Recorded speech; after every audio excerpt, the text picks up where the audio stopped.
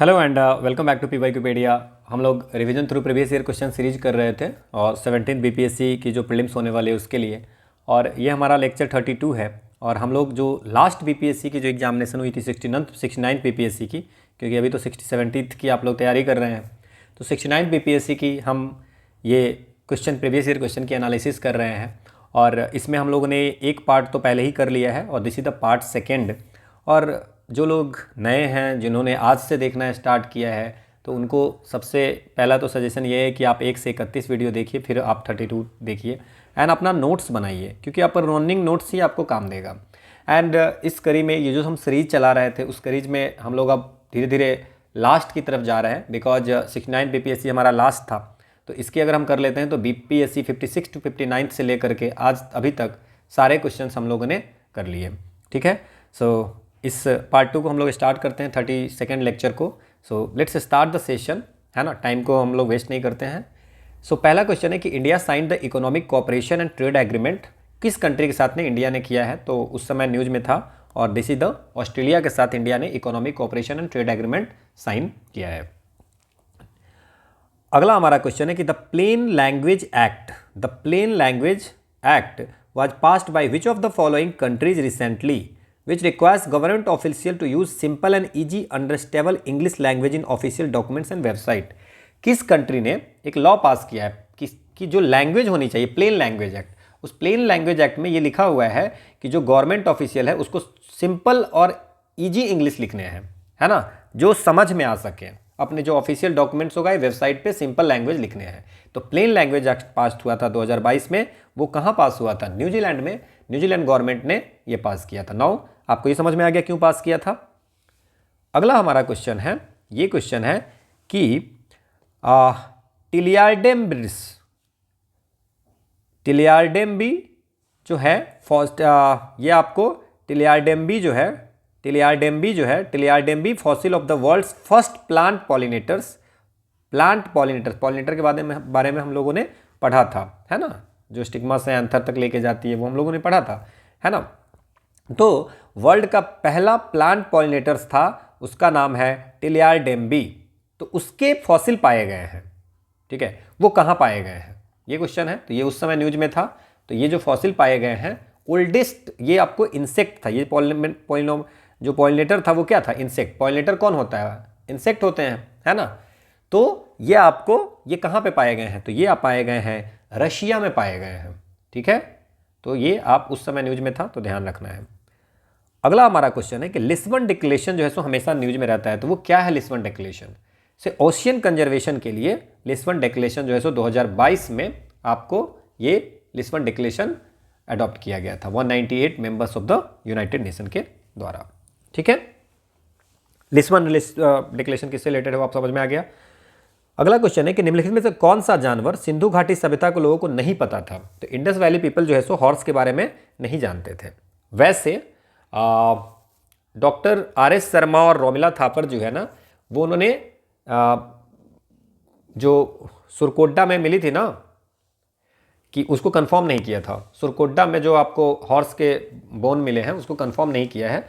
तो हम लोग यही मान के चलेंगे कि इसमें लगाना था कि हॉर्स जो है वो आपको नोन नहीं थे उन लोगों को। ठीक है, अगला क्वेश्चन है कि यूनेस्को वर्ल्ड हेरिटेज साइट में कौन सा इसमें से नहीं है?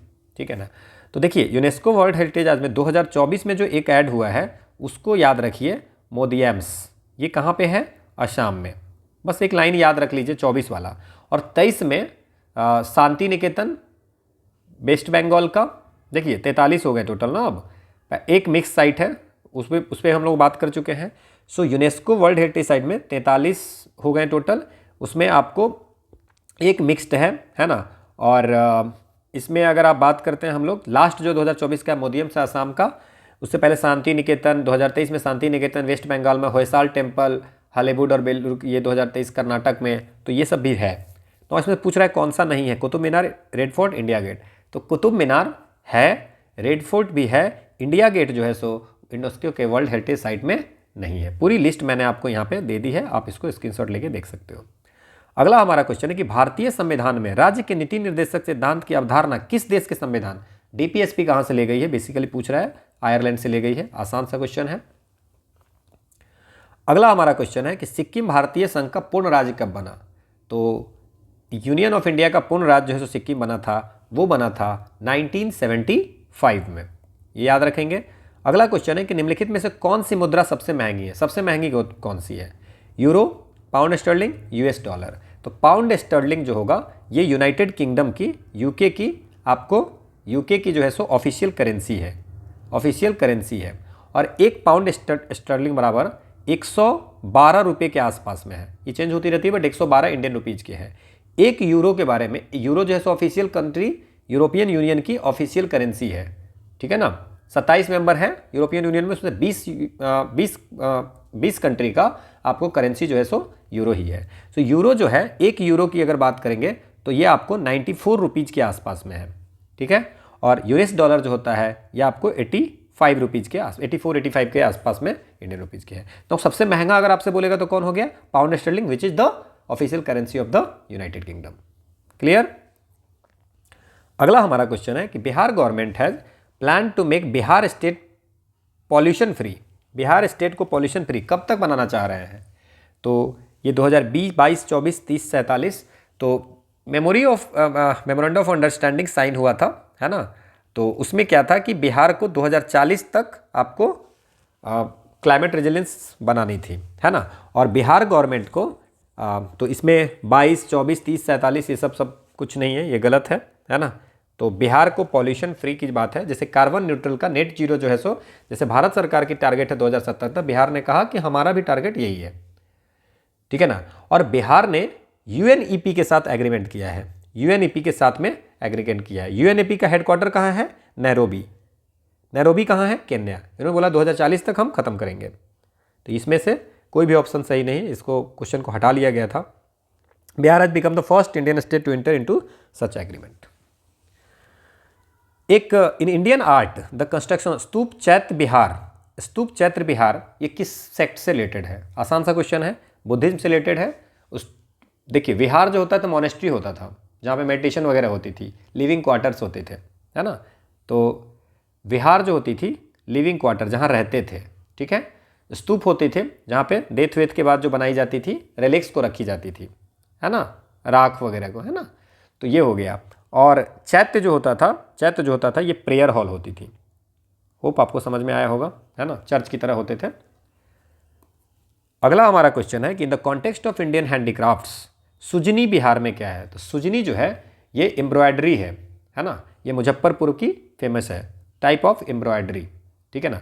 अब अगर बिहार के जितने जीआई टैग है मैं बता देता हूँ, मधुबनी पेंटिंग, मंजूसा पेंटिंग, ठीक है, देन खतवा वर्क, सुजनी एम्ब्रॉयडरी, सिक्की ग्रास, भागलपुर सिल्क, ये सब जो है सो बिहार के रजिस्टर्ड जीआई रजिस्टर्ड क्राफ्ट्स है, ठीक है।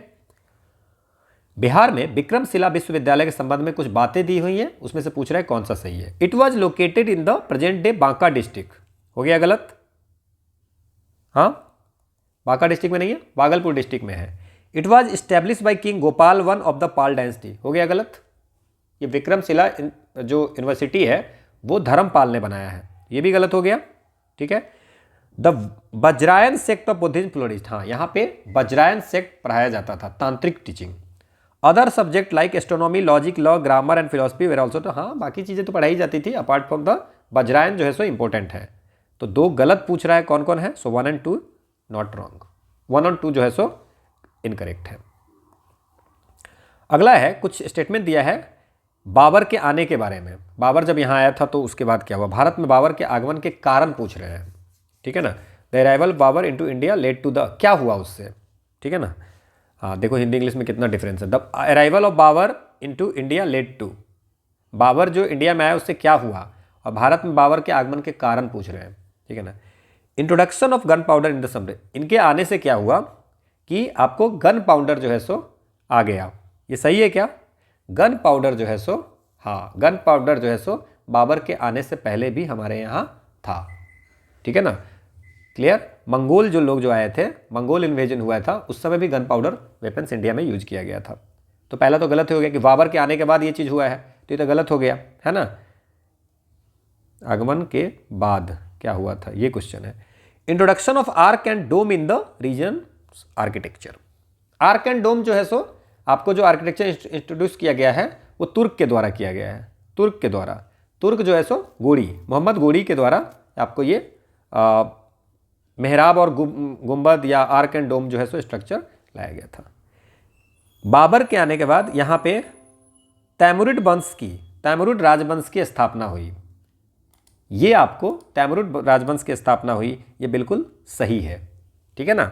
जब बाबर आए थे, बाबर ने ही तैमुरिड डेंसिटी की इंडिया में आपको स्थापना की थी। और कैनन्स जो इंट्रोडक्शन हुई है, तोप जो हुई है, वो इनके समय में हुई है, इनके बाद हुई है। So the answer is 3 and 4 is the right, 1 and 2 is the wrong. अगला है, निम्नलिखित में से किस बंदरगाह को मुगल काल के दौरान मक्का का द्वार कहा जाता था? ठीक है, तो ये थे, सूरत को मक्का का द्वार बोला जाता, बाबुल मक्का, गेट ऑफ मक्का, ठीक है ना। ठीक है, ये ध्यान रखना है आपको। मक्का जाने के लिए वहाँ से रास्ते थे। अष्टप्रधान वजह काउंसिल ऑफ मिनिस्टर, ये हम लोगों ने कितनी बार पूछ चुके हैं। अष्टप्रधान जो है सो किस में था? मराठा एडमिनिस्ट्रेशन में। इसमें मैंने आपको बताया था कि प्रधान होते हैं अमात्य, सचिव, मंत्री, सेनापति, सुमंत, न्यायाधीश, पंडित राव जो प्रीस्ट होते हैं। यू कैन सी दिस, ये आपको लुसेंट की कटिंग है। The painting of Bodhisattva Padmapani, Bodhisattva Padmapani की पेंटिंग कहाँ पे है? बाघ केव में, इलोरा में, अजंता में। तो ये अजंता केव में या बादामी में, तो अजंता केव में आपको जो है सो बोधिसत्व की, पद्मपानी और वज्रपानी की पेंटिंग है, ठीक है ना। जितने भी अजंता में 29 केव्स है वो सब जो है सो बुद्धिस्ट केव है, बुद्धिस्ट केव है। एक चीज़ याद रखेंगे, एक डाइंग प्रिंसेस का है, डाइंग प्रिंसेस जो है सो ये कहाँ है? अजंता में। और कौन से केव नंबर में है? 16 नंबर में। टोटल केव कितनी है? 29। पद्मपानी वज्रपानी जो है वो आपको हम दिखा सकते हैं इसमें, ये पद्मपानी की अजंता केव में ये डायग्राम है, ठीक है। अब बात करते हैं कि सर ये भी बता दीजिए कि वाघ केव जो है सो क्या है। तो वाघ केव जो है सो, वाघ केव है कहाँ पे? तो ये मध्य प्रदेश में है, ठीक है ना। यहाँ पे भी रॉक कट मॉन्यूमेंट्स वगैरह हैं, तो ये आपको मध्य प्रदेश में है। बादामी केव्स की अगर बात करें तो ये आपको कर्नाटका में है, ठीक है। कम से कम ये पता रखिए कि कौन कौन सा है।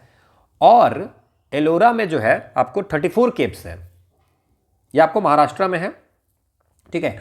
और यहाँ पे एलोरा में तीनों धर्म के हैं, बुद्धिज्म, जैनिज्म और ब्राह्मणिज्म, ठीक है। ये तीनों रिलीजन्स इसमें हैं, तीनों की कुछ कुछ चीज़ें इसमें हैं, तो रिलीजियस टॉलरेंस को दिखाता है। तो अजंता सिर्फ बुद्धिज्म और एलोरा में तीनों है, याद रहेगा। अगला क्वेश्चन है फाहियान के बारे में, और ये कुछ स्टेटमेंट दी गई है उसके बारे में पूछते हैं कौन सा सही है। करेक्ट और इनकरेक्ट भी चेक कर लेना, ऐसा ना कि ओवर कॉन्फिडेंस में गलत कर लेना।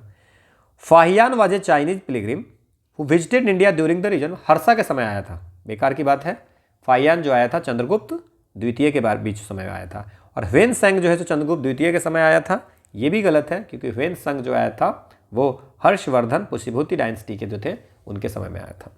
तो दोनों के दोनों गलत हो गया। So none of the above is the answer. अगला क्वेश्चन है, एक लिस्ट दिया है, उसमें बोला है कि कौन किसके एक्सपर्ट थे। चरक, ब्रह्मगुप्त, ब्राह्मणिर, विशाखादत्त। विशाखादत्त जो थे वो विशाखादत्त है ना, विशाखादत्त प्ले राइटर थे। ये हम लोग कितनी बार सॉल्व कर चुके हैं। इन्होंने ड्रामा भी लिखा है मुद्राक्षस, क्या लिखा है? मुद्राक्षस। तो विशाखादत्त प्ले राइट D3, तो D3 तो एक ही है, तो आंसर तो एक। अगर विशाखादत्त भी पता है तब भी काम चल जाएगा। सुश्रुत जो है वो फिजिशियन हुआ करते थे, वर्ल्ड का पहला सर्जन है, फादर ऑफ सर्जरी भी बोलते हैं, प्लास्टिक सर्जरी के भी फादर बोलते हैं। इन्होंने सुश्रुत संहिता लिखे भी थे। तो सुश्रुत की अगर बात करेंगे तो, अच्छा सुश्रुत पूछा नहीं है, चलिए कोई बात नहीं है, सुश्रुत नहीं पूछा है, चरक पूछा है। तो चरक भी जो है सो आयुर्वेद के लिए चरक संहिता है, इसको फादर ऑफ मेडिसिन बोलते हैं।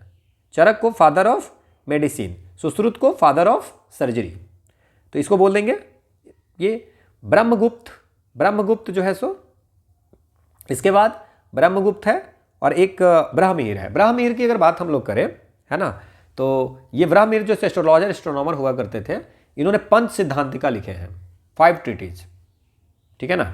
सो इन्होंने Greek, Egyptian, Roman, Indian astronomy सबको कंपाइल करके लिखा था ब्राह्मणिर ने। सो ब्राह्मणिर इज द फॉर आपको आ जाएगा astrology, and Brahmagupta is for the mathematician, mathematics के लिए, ठीक है। बाकी आप तो समझ ही गए होंगे, समझदार हैं। अगला क्वेश्चन है, who among the following introduce the Persian festival. Navroz को इंडिया में किसने स्टार्ट किया था? नवरोज फेस्टिवल को इंडिया में किसने स्टार्ट किया था? तो ये थे बलवन जी थे, ठीक है ना। नाउ इसमें कुछ कुछ चीज़ें अगर हम लोग देख लेते हैं, पर्सियन फेस्टिवल को स्टार्ट किया था जो इंडिया में, वो थे बलबन।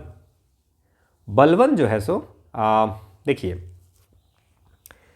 इल्तुतमिश जो थे, इल्तुतमिश को समझिए, इल्तुतमिश के जो बेटा था उसका नाम था नसरुद्दीन मोहम्मद, नसरुद्दीन मोहम्मद, ठीक है ना।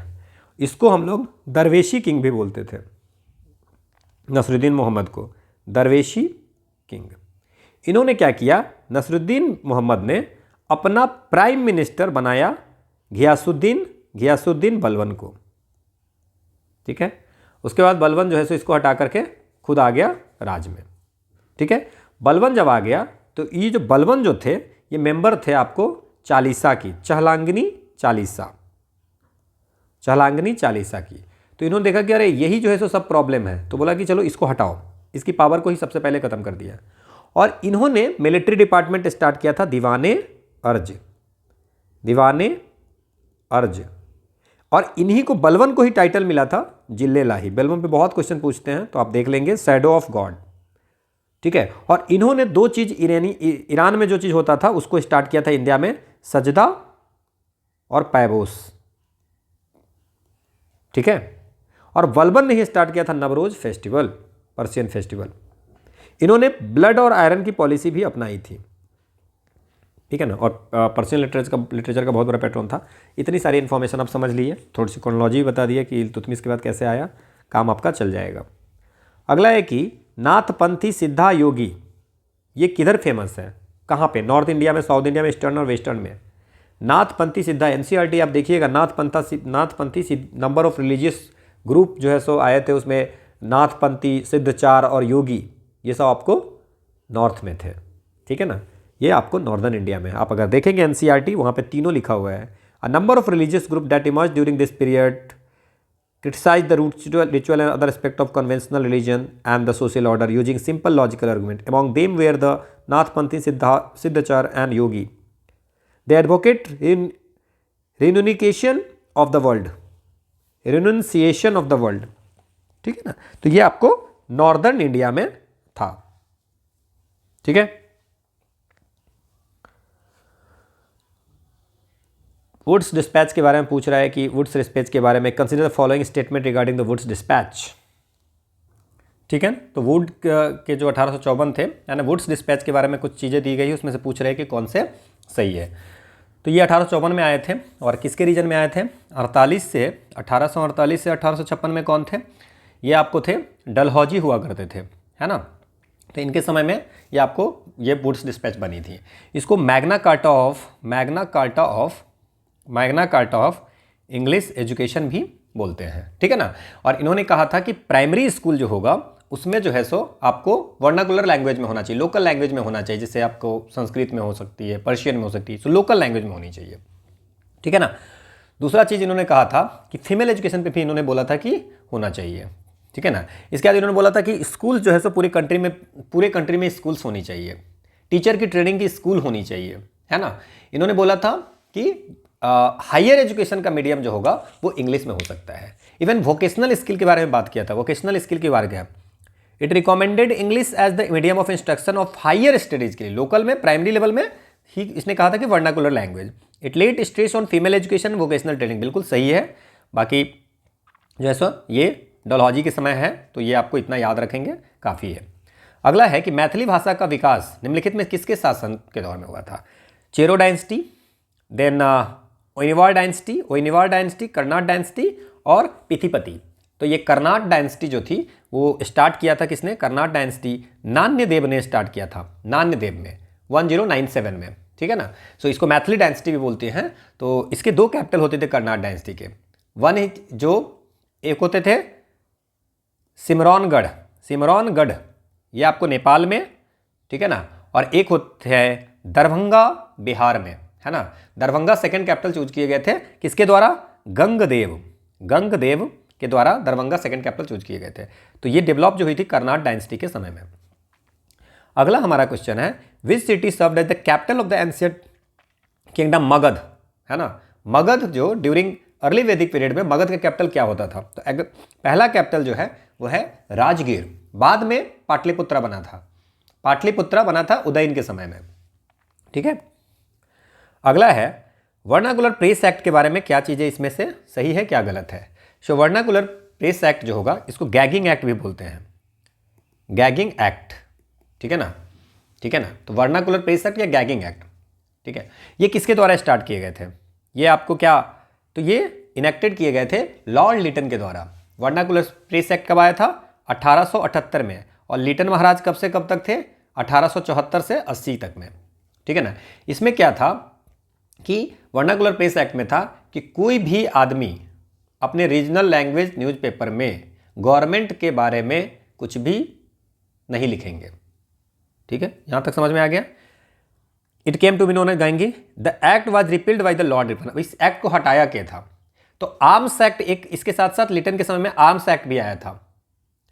ठीक है ना, ठीक है ना, कि इंडियन को फायर आर्म्स जो होते हैं उसको भी, उसके लिए भी लाइसेंस लेना पड़ेगा। ठीक है, और ब्रिटिश को फायर आर्म्स के लिए लाइसेंस नहीं लेना पड़ता है। तो ये आर्म एक्ट भी 1878 में आता है। दोनों एक्ट को बहुत ज़्यादा हल्ला गुल्ला हुआ इसमें। तो लॉर्ड रिपन जब आए थे, इसके बाद, इनके बाद, लिटन के बाद रिपन जब आए थे, तो इन्होंने दोनों, ये आपको वर्नाकुलर को हटा दिए और आर्म्स एक्ट को इन्होंने नहीं हटाया था। सो अगर वर्नाकुलर की बात करें तो तीनों के तीनों सही है। ठीक है, अगला हमारा क्वेश्चन है लॉर्ड मायो के रिजोल्यूशन के बारे में बात की जा रही है कि कौन से सही है। ठीक है ना, पहला है it was the first step that bifurcated centre and provincial finance. ठीक है, it attempted to rectify existing imparity, provincial government were empowered to administer certain services, it focused on the actual need of the province. तो ये आपसे पूछा जा रहा है कि लॉर्ड मायो की जो रिजोल्यूशन थी 1870 में, एक रिजोल्यूशन आई थी लॉर्ड मायो की, उसको बोलते हैं लॉर्ड मायो के रिजोल्यूशन। ठीक है, तो इसमें आपसे पूछ रहा है कि क्या क्या चीज़ें हैं। ठीक है, तो इसमें आप कौन सी सही है, सही पूछ रहा है ना, करेक्ट आंसर।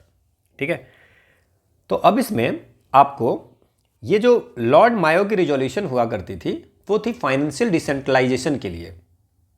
किसके लिए थी, फाइनेंशियल डिसेंट्रलाइजेशन, फाइनेंशियल डिसेंट्रलाइजेशन के लिए था।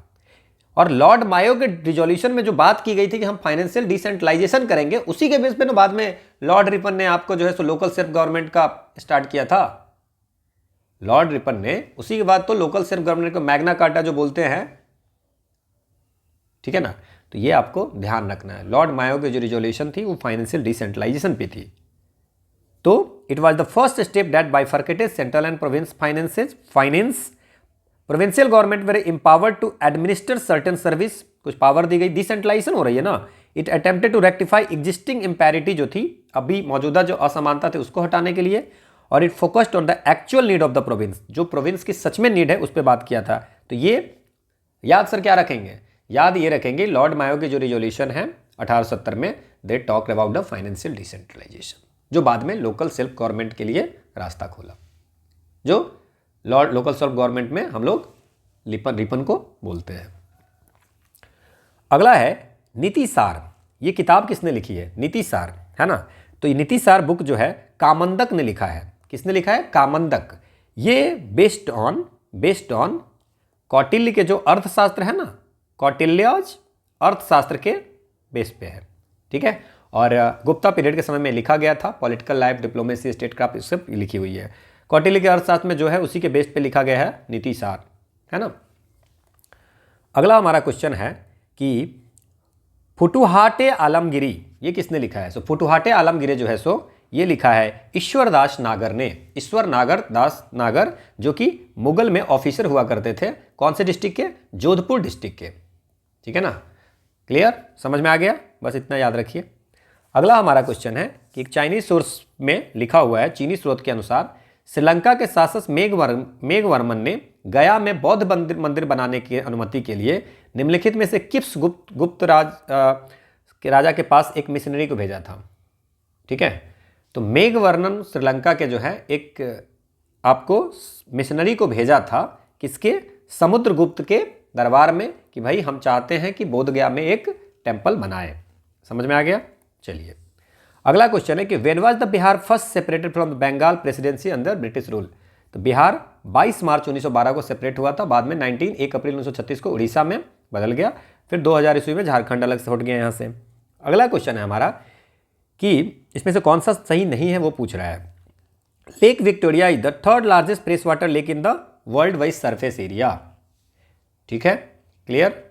लेक, ठीक है, it is one of the large Great Lakes of Africa. Africa का one of the great lakes है, ठीक है ना। देन दूसरी और क्या है, it is broader by the 4 country, 4 country को बॉर्डर करती है, Tanzania, Uganda, Tanzania, Uganda, Rwanda और केन्या। रवांडा इसको नहीं करता है, तंजानिया, युगांडा और केन्या ये सिर्फ 3 कंट्री करती है, तो ये नॉट करेक्ट हो गया, ये तो ठीक है। The only outflow from lake Victoria is the Nile river, सिर्फ नील नदी इससे बहती है ना। और which exist the lake near Jinja Uganda, है ना। तो सिर्फ और सिर्फ जिंजा प्लेस से आपको निकलती है, समझ में आ गया। विक्टोरिया झील से निकलने वाली एकमात्र धारा नील नदी है जो युगांडा के जिंजा के पास झील से बाहर निकलती है, जिंजा से निकलती है, ठीक है। अब आपसे पूछ रहा है कि कौन से इसमें गलत है, तो तीसरा तो गलत है ही, तो ये दोनों तो गया ऑप्शन। अब 3 और 4 गलत है या 1 और 3 गलत है। लेक विक्टोरिया जो है वो third largest fresh water lake in the world by surface area, ये आपको थर्ड नहीं है, ये सेकंड है। पहला है लेक बैकाल, लेक बैकाल के बाद ये सेकंड आती है विक्टोरिया के, तो 1 और 3 इज द रॉन्ग। देख लीजिए, युगांडा, केन्या, तंजानिया और जिंजा प्लेस है युगांडा में, वहाँ से नाइल रिवर निकलती है। अगला है हीट वेव के बारे में कुछ बातें बोली हैं उसके बारे में। Heat wave is considered if the maximum temperature of a station reaches at least 30 degree Celsius और मोर फॉर प्लेन। प्लेन में 30 डिग्री सेल्सियस अगर होगा तो हीट वेव होगा, उसको हीट वेव बोलेंगे। अगर 30 डिग्री सेल्सियस से ज़्यादा टेम्परेचर हो जाए तो, और अगर हिली एरिया में 40 डिग्री सेल्सियस से ज़्यादा अगर बढ़ जाएगा तो उसको बोलेंगे कि हीट वेव है। अपोजिट कर दिया है, प्लेन में ऑफकोर्स ज़्यादा होगा, हिल में कम टेम्परेचर होगा, तो यहाँ पे 40 होना चाहिए, यहाँ पे 30, तो दोनों में से कोई सही नहीं है। अगला है कुछ खोज करता है और कुछ उसका जन्म स्थान के बारे में बात कर रहा है आपसे। खोज करता है और उसके, तो बोल रहा है क्रिस्टोफर कोलंबस ने किस चीज़ की खोज की थी, क्रिस्टोफर कोलंबस ने किस चीज़ की खोज की थी, ठीक है। देन जैक्स कार्टियर ने किस चीज़ की एक्सप्लोर किया था। देन जैक्स कार्टियर ने, सर फ्रांसिस ड्रेक ने किसको किया था, ड्रेक पैसेज आपने पढ़ा होगा, है ना। और फर्डिनेंड मैगलन ने किसका किया था। तो मैगलन ये जो एक्सप्लोरर सब हैं, इनके जन्म स्थान कहाँ है, किसकी खोज नहीं की थी, ठीक है ना, इसके जन्म स्थान कहाँ है, ठीक है। तो क्रिस्टोफर कोलंबस से स्टार्ट करते इन्होंने अमेरिका की खोज की थी 1492 में, और ये थे इटली के रहने वाले थे, ठीक है। तो आपको ये हो गया। दूसरा है जैक्स कार्टियर, तो जैक्स कार्टियर जो हैं वो आपको फ्रांस के रहने वाले हैं, सर फ्रांसिस ड्रेक जो है यूनाइटेड किंगडम के हैं, और मैगलन जो है ये आपको पुर्तगाल के रहने वाले हैं। सो आंसर इज ए, ठीक है।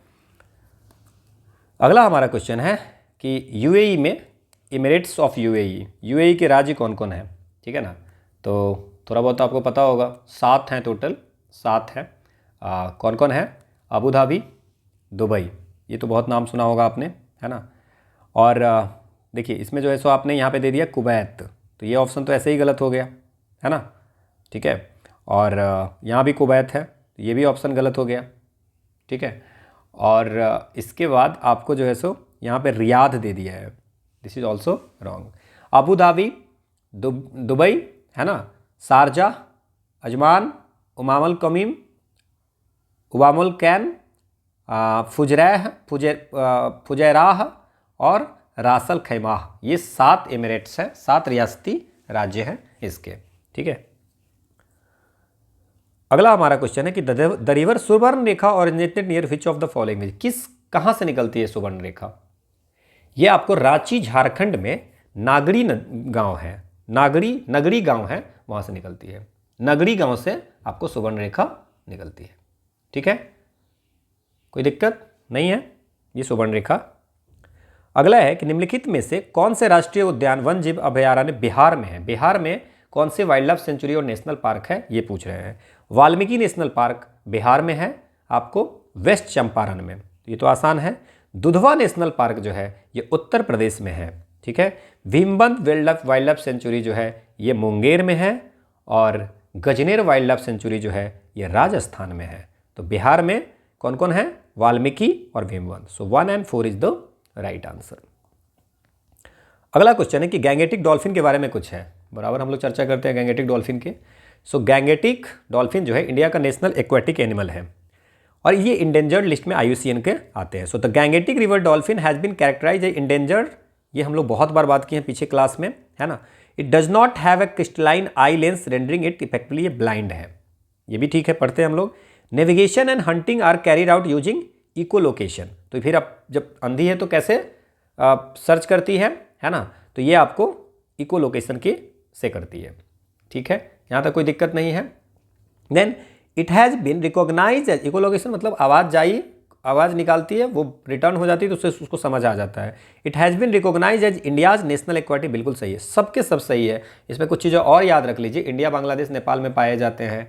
One of the 4 fresh water dolphin species in the world है गैंगेटिक रिवर डॉल्फिन, ठीक है ना। और जो बाकी 3 हैं, ठीक है ना, 4 में से वो आपको Yangtze river China, Indus river Pakistan, Amazon river South America में भी पाए जाते हैं। अगला है गंडक का दूसरा नदी नाम क्या है? तो गंडक को नारायणी नदी भी कहते हैं, गंडक को नारायणी भी कहते हैं, गंडकी भी कहते हैं इसको, है ना। और नेपाल में ये बहुत मेजर रिवर नेपाल की है और गंगा की ही ट्रिब्यूटरी है। किसकी ट्रिब्यूटरी है? गंगा की है, ठीक है ना। इसका गंडक का एक और नाम है सालीग्रामी, ये सालग्रामी बोलते हैं इसको। सालग्रामी इसलिए बोलते हैं कि यहाँ से एक ब्लैक स्टोन की पत्थर मिलती है, ब्लैक स्टोन मिलती है, जिसको सालीग्राम करके विष्णु जी के भक्त पूजा करते हैं, सालीग्राम, ठीक है, ये भी याद रख लेना। अगला क्वेश्चन है कि gold is found in which district, कितनी बार पूछ चुका है? जमुई। अगला क्वेश्चन है कि द त्रिवेणी कैनाल जो है सो ये कौन से रिवर पे है? सो त्रिवेणी कैनाल जो है वो गंडक रिवर पे, ये भी पूछा जा चुका है, ठीक है। अगला क्वेश्चन पूछा जा चुका है मतलब प्रीवियस ईयर में पूछा हुआ है, ठीक है ना। अगला क्वेश्चन है कि rich placer deposit of gold are found on the Ghana coast and gold bearing veins are found in Brazil, पहला है। दूसरा है at some point of time this continents were joint together along the Atlantic ocean. देखिए हम लोग जो पढ़े हैं, है ना, उसमें सब कॉन्टिनेंट एक ही था पहले, ये हम लोग पढ़े हैं। तो इसके प्रूफ जब देखते हैं ना तो हम लोग देखते हैं कि घाना कोस्ट पे जो है सो भी आपको गोल्ड है ना। और घाना कोस्ट पे ऐसा रिच प्लेस ऑफ डिपॉजिट जो है सो आपको ऐसा पाया जाता है ना। और इसमें जो है सो एट सम पॉइंट, इसीलिए इसका रीजन ये है, और Ghana coast and gold bearing veins are found in Brazil, और ब्राज़ील में भी सोने की सिराएँ पाई जाती है। मतलब दोनों एक रहा होगा तभी तो सोने के सिराए पाए जाएंगे ना हम, तो ये इसका मतलब कि दोनों सही है और एक दूसरे का एक्सप्लेनेशन है। ये आपको ब्राज़ील में उसकी वेन्स पाई जाती है घाना की, तो इसका मतलब घाना और ये सब मिला रहा होगा तभी तो। Now just can see the this is the veins, ये पे आपको जो है सो सोने का ये मिला, और ये इसके थोड़े से वेन्स जो है सो मिलती है हमको ब्राज़ील में भी। इसका मतलब पहले ये सब एक हुआ करता था। आसान सा है। अगला हमारा जो क्वेश्चन है वो पूछता है कि बिहार की भौगोलिक संरचना चट्टानी प्रणाली, इसमें बोल रहा है कौन कौन सी चीज़ें हैं। इसमें बिहार के ज्योग्राफिकल स्ट्रक्चर के बारे में, रॉक सिस्टम के बारे में मैच करना है। Dharwad rock system, Vindhyan rock system, quaternary rocks और टर्शियरी रॉक। सो धारवाड़ में क्या क्या चीज़ें आती है वो आपसे पूछ रहा है बेसिकली धारवाड़ रॉक सिस्टम में। तो ये धारवाड़ जो होते हैं ये इग्नस रॉक है। क्या है? इग्नस रॉक है, ठीक है। 4 टाइप के रॉक सिस्टम बिहार में है। अब ये पढ़ लीजिएगा तो बिहार के रॉक सिस्टम अलग से नहीं पढ़नी पड़ेगी। ये कहाँ पाई जाती है, ठीक है। सो ये आपको सबसे ये आपको जो पाई जाती है धारवाड़ जो है सो ये आपको सबसे पुराना रॉक सिस्टम का हिस्सा जो है सो आपको धारवाड़ है। सबसे पुराना रॉक सिस्टम का हिस्सा जो है सो धारवाड़ है। तो एक याद रखेंगे, part of the oldest Archaean rock system, ठीक है। दूसरा विंध्यान, अगर ये कहाँ पाया जाता है? मुंगेर, जमुई, बिहार शरीफ, नवादा, राजगीर, बोध गया, इसमें पाया जाता है। South eastern part of Bihar, south eastern part of Bihar में पाई जाती है। विंध्यन रॉक जो है वो साउथ वेस्टर्न पार्ट में पाई जाती है, साउथ वेस्टर्न पार्ट में पाई जाती है। रोहतास और कैमूर डिस्ट्रिक्ट में जनरली है, ठीक है। विंध्यन रॉक जो है सो रोहतास और कैमूर डिस्ट्रिक्ट में। यहाँ पे सैंडस्टोन, लाइमस्टोन, डोलोमाइट, क्वार्टजाइट, ये सब जो है सो है ना इससे मिलती है, विंध्यान से, ठीक है। क्वाटरनरी रॉक जो बोलते हैं और टर्शियरी रॉक जो होते हैं ये आपको हिमालय के साउथ रेंज में मिलते हैं, साउथ ऑफ हिमालय। तो बिहार का जो पार्ट है जैसे कि वेस्ट चंपारण, यहाँ पे टर्शियरी रॉक्स मिलते हैं। यहाँ पे सैंडस्टोन मिलते हैं, क्ले रॉक्स वगैरह, सैंडस्टोन बोल्डर बड़े बड़े मिलते हैं। सो ये टर्शियरी की बात अगर करें, टर्शियरी की बात करें तो can be found in the West Champaran district. और क्वाटरनरी जो रॉक्स होते हैं ये आपको गैंगेटिक प्लान में मिलते हैं। So created by the rapid deposition of alluvial by Himalayan and peninsular river के द्वारा जो एल्यूवियल डिपोजिट होती है उससे जो रॉक बनते हैं उसको बोलते हैं क्वाटरनरी। होप आपको ये समझ में आया होगा। अगला है कि निम्नलिखित में से कौन सा समुद्री जैव विविधता के दृष्टिकोण से दुनिया का सबसे समृद्ध क्षेत्र है, जिसमें ज्वारांतमुख, समुद्र तट, निकट तटीय पर्यावरण के जंगल, समुद्री घास, प्रवाल भित्तियां, नमक दलदल और मैंग्रोव सब मिलते हैं। बोल रहा है कि वर्ल्ड का सबसे रिचेस्ट रीजन कौन है, ठीक है ना, ठीक है, मरीन डाइवर्सिटी के पर्सपेक्टिव से। ये ना क्वेश्चन हम लोग किए हुए हैं, पिछले क्लास में भी पूछा हुआ है, जिसमें 21 आइलैंड है, एस्चुरी है, बीच है, फॉरेस्ट है ना, ग्रासलैंड है, कोरल रीफ है। ये हमने पिछले क्लास में किया था। Gulf of Mannar biosphere reserve, मतलब 68 या 67 में पूछा था और फिर 69 में पूछा है। यहाँ में 21 आइलैंड विथ है, ये आपको साइट से उनकी मिली है। The biosphere reserve comprise 21 island with estuary, beaches, forest of the news, पूरी एकदम लाइन मिली है वहाँ से, ठीक है। अगला क्वेश्चन है कि what is the local time of Bhutan में थिम्पू जगह है, थिम्पू का लोकल टाइम क्या होगा। Thimphu located at 90 degree east longitude, 90 degree east longitude, time at Greenwich 12 बजे। ग्रीनविच पे कितना होगा ये आपसे पूछ रहा है, कितना बजेगा, ठीक है ना। ये आप समझिए, कह रहा है कि 90 डिग्री पूर्वी, 90 डिग्री ईस्ट पर स्थित भूटान जो है सो 90 डिग्री ईस्ट पे है, ठीक है ना। तो 4 मिनट इंक्रीज करता है, 4 मिनट इंक्रीज करता है 1 डिग्री लॉन्गिट्यूड पे, 1 डिग्री लॉन्गिट्यूड पे 4 मिनट, ठीक है, क्लियर, यहाँ तक कोई दिक्कत नहीं है ना। तो 90 डिग्री पे कितना हो जाएगा, 360 मिनट इंक्रीज करेगा, 90 डिग्री ईस्ट है। अब एक चीज़ समझिए आप आराम से, तो इसका मतलब सर 4 आवर हो गया। तो सर इसका मतलब अगर यहाँ पे 12 बज रहा है तो ईस्ट में कितना बज जाएगा, यहाँ पे 12 बज रहा है, when the time at Greenwich is 12 noon, तो भूटान में क्या टाइम होगा ये पूछ रहा है आपसे। अच्छा 6 आवर हो जाएगी, 6 आवर हो जाएगी, तो कितना हो जाएगा, 12 नून है।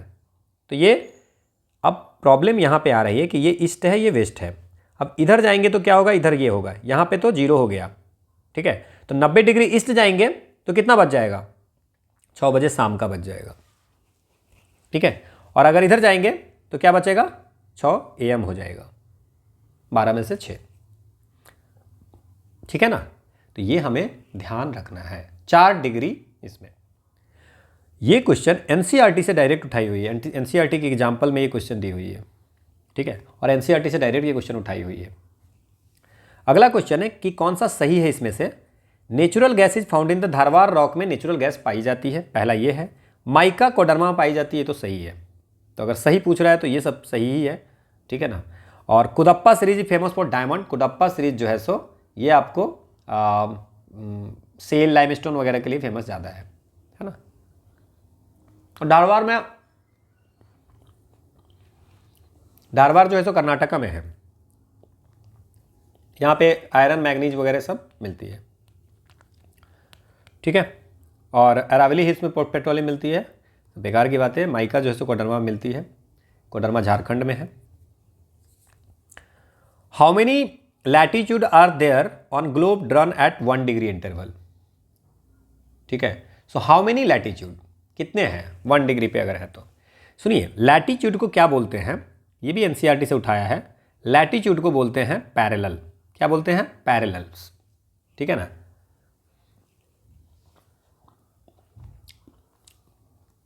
इक्वेटर पे 0 डिग्री, पोल्स पे 90 डिग्री नॉर्थ और 90 डिग्री साउथ, ठीक है, और 1 डिग्री पे होती है। तो अगर एक तरफ जाएंगे हम लोग तो कितने होंगे, 89। तो टोटल अगर बात करें तो 179 होती है। 89 इंटू 89 कितना हो जाएगा, जैसे मान लीजिए ये है, ठीक है, तो इधर 89, इधर 89, ठीक है, और 89 178 हो गया, और ये कितना हो गया, एक और जुट जाएगा, तो 178 प्लस 1 विच इज 179। अगर आप एनसीईआरटी को देखेंगे तो इसमें लिखा हुआ है if parallels of latitude are drawn at an interval 1 degree, there will be 89 parallels in the northern and the southern hemisphere each. 89 होगी, समझ में आया? 89 लैटिट्यूड इधर और 89 इधर, ठीक है, ये तो पॉइंट हो जाएगा ना 90 डिग्री पे। सो 89 इधर 89 इधर। The total number of parallels thus drawn including the equator, equator को जोड़ देंगे तो 179, ठीक है, समझ में आ गया? कोशी मैदान की समुद्र तल से औसत ऊंचाई कितनी है? तो कोशी प्लेन जो है उसकी समुद्र से तल से जो ऊंचाई है वो है 30 मीटर। कोशी प्लेन कहाँ है? बिहार में, और एवरेज 30 मीटर है, क्योंकि अगर आप बात कीजिएगा कहीं पे 60 है, कहीं पे 25 है, कहीं पे 40 है, मतलब कि हर डिस्ट्रिक्ट का अलग अलग है। खगड़िया 36 मीटर है, कुर्सेला 25 मीटर है, अपर प्लेन 50 मीटर पे है, मिडिल प्लेन 40 पे है, ये 25 पे है, तो एवरेज हम लोग 30 मीटर याद रखेंगे। किस पठार पर कर्क रेखा तथा भारतीय मानक समय एक दूसरे को काटती है? On which plateau Tropic of Cancer और ISM इंडियन स्टैंडर्ड टाइम जो है सो दोनों को इंटरसेक्ट करता है। ट्रॉपिक ऑफ कैंसर कितना हो गया? 23.5 डिग्री, और इंडियन स्टैंडर्ड क्या हो गया? 82 डिग्री ईस्ट। तो ये बघेलखंड में काटती है, ठीक है ना, ठीक है। बुंदेलखंड जो है वो ट्रॉपिक के नॉर्थ है ना। देख लीजिए यहाँ पे ये कहाँ पे कट करती है, ठीक है, छत्तीसगढ़ में। उत्तराखंड का कौन सा जिला तिब्बत सीमा से नहीं लगा है?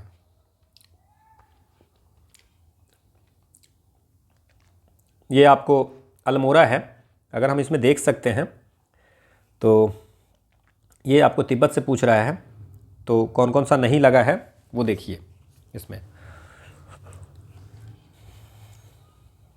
Uttarkashi not situated along the Tibet boundary, तो उत्तरकाशी, ठीक है, उत्तरकाशी मिल रहा है, इसमें गया आंसर हमारा, ठीक है ना।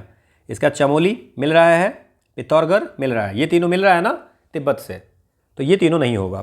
तो उत्तरकाशी नहीं होगा, चमोली नहीं होगा, पिथौरागढ़ भी नहीं होगा, बाकी जो भी है सब होगा। तो अल्मोड़ा है जो तिब्बत से नहीं लगती है।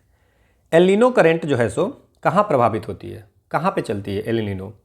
तो एल नीनो जो है सो वो आपको पैसिफिक ओशियन में, इंडियन ओशियन में, बे ऑफ बंगाल में, है ना।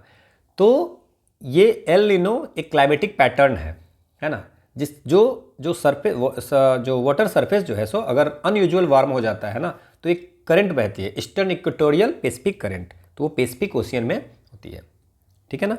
तो ये हम लोग ध्यान रखेंगे। Okay, so this is all about for today's session. So it is the quote of the day that don't quit, do it, ठीक है। So thank you all for watching. So ये आपको आप 69 का सेकेंड पार्ट खत्म हुआ, अब 69 का लास्ट पार्ट हम लोग नेक्स्ट वीडियो में करेंगे। You can join the Telegram channel, यहाँ पे आपको हर दिन कुछ क्वेश्चंस मिल जाएंगे, कुछ डाटा मिल जाएंगी, कुछ बिहार स्पेशल, कुछ इंटरनेशनल, वो आपको मिल जाएंगे। कोई इशू होगा आप यहाँ पे हमसे पूछ भी सकते हैं, कुछ अगर आपको लगेगा कि कहीं एरर है तो आप कमेंट सेक्शन में भी बता सकते हैं, ठीक है। So thank you all for watching.